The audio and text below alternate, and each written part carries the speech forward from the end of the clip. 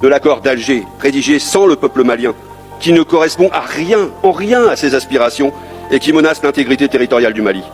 Et évidemment, je ne parle même pas du franc CFA et de son avatar, l'ECO. Cet instrument de domination monétaire de la France dans la région.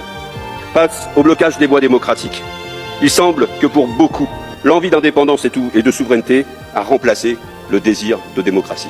Alors les amis, je vous invite à prendre le temps s'il vous plaît et regardez attentivement cette vidéo, regardez cette vidéo jusqu'à la fin. Vous avez humilié les peuples d'Afrique de l'Ouest. Vos indignations démocratiques à géométrie variable ont épuisé les peuples et ont fragilisé leur envie de démocratie. Pourquoi, après la mort d'Idriss Déby au Tchad, vous êtes-vous empressé d'adouber son fils lors d'un coup d'État constitutionnel? Pourquoi le coup d'État en Guinée qui a remplacé le président Alpha Condé par un ancien soldat de la Légion étrangère française, le lieutenant-colonel Doumbaya, n'a été condamné que du bout des lèvres par la France? Sans parler du troisième mandat inconstitutionnel d'Alassane Ouattara en Côte d'Ivoire, votre complice de toujours. Pourquoi seul le coup d'État au Mali a été sanctionné par la CEDEAO? Ce blocus ajoute de l'huile sur le feu et ne fait souffrir que la population.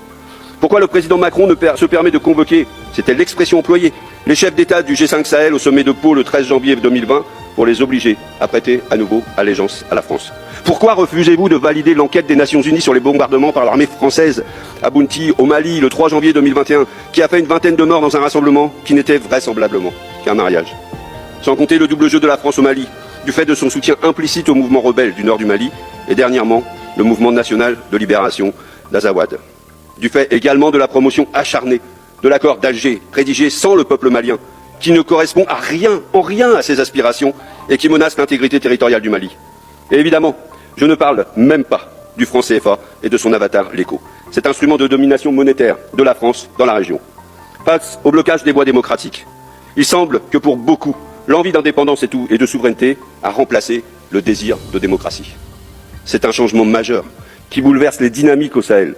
Évidemment, pour nous, élus démocratiques, moins fragiles que celles de ces États, l'inversion des priorités entre souveraineté et démocratie nous dérange au plus haut point.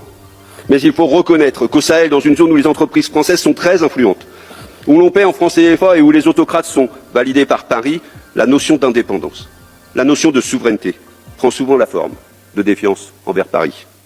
Une défiance renforcée par l'insécurité qui ne recule pas. Pour preuve, il y a 9 ans, au début de l'opération militaire française, les djihadistes et autres entrepreneurs de violence étaient présents sur 10% du territoire, alors qu'aujourd'hui, près de 90% du territoire malien est classé en zone dangereuse. Outre les 59 militaires français tués auxquels nous devons rendre hommage pour leur engagement.